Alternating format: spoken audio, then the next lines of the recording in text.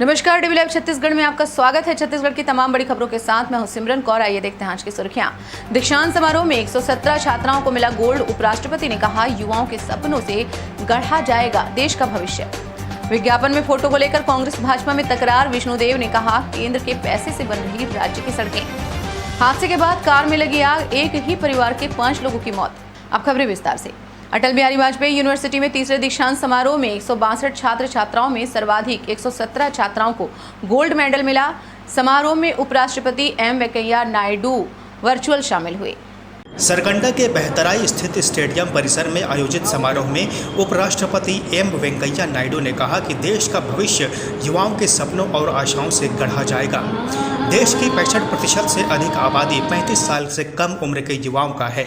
समारोह की अध्यक्षता करते हुए राज्यपाल अनुसुईया उइके ने कहा कि विद्यार्थी जीवन संपूर्ण जीवन काल का महत्वपूर्ण समय होता है।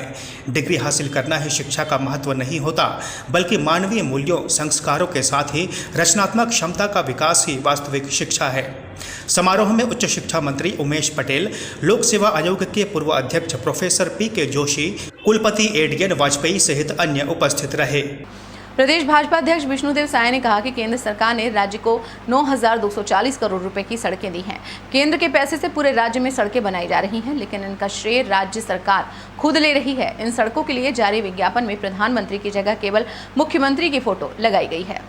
प्रदेश भाजपा अध्यक्ष विष्णुदेव साय ने कहा कि छत्तीसगढ़ में जितना भी विकास हुआ है वह भाजपा शासनकाल में हुआ है। बीते 3.5 साल से जितना विकास हो रहा है वह भाजपा की केंद्र सरकार कर रही है। राज्य सरकार के भरोसे तो जनता को केंद्र से मिला अतिरिक्त राशन तक नहीं मिल पाता। पीसीसी चीफ मोहन मरकाम ने कहा कि विष्णुदेव साय के बयान से साबित हो रहा है कि वे छत्तीसगढ़ में सड़क परियोजनाओं की शुरुआत से दुखी हैं और कांग्रेस का विरोध करते करते प्रदेश की जनता और उसके हितों का विरोध करने लगते हैं। मरकाम ने कहा कि छत्तीसगढ़ में जो शिलान्यास हुआ वह संघीय ढांचे में राज्य का हक है। विष्णुदेव साय विज्ञापन पर सवाल खड़ा कर भाजपा नेताओं की खींच निकाल रही हैं। छत्तीसगढ़ के राजनांदगांव जिले में एक बड़ा सड़क हादसा हुआ है। यहां पुलिया से टकराने के बाद एक कार में भीषण आग लग गई, जिसमें 5 लोग जिंदा जल गए। हादसे में एक ही परिवार के 5 लोगों की मौके पर ही मौत हुई है।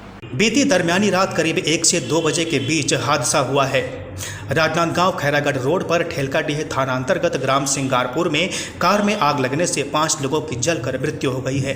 पुलिस के मुताबिक प्राथमिक रूप से प्रतीत होता है कि पुलिया में टकराकर पलटने से ऑल्टो गाड़ी में आग लग गई। खैरागढ़ के गोल बाजार निवासी कोचर परिवार के लोग बालोद से शादी समारोह में शामिल होने के बाद लौट रहे थे। मृतकों में पति पत्नी और 3 20-25 वर्षीय बेटियां थीं। 3 बेटियों के साथ पति पत्नी एक शादी समारोह से वापस अपने घर जा रहे थे। इसी दौरान रास्ते में वे हादसे का शिकार हो गए।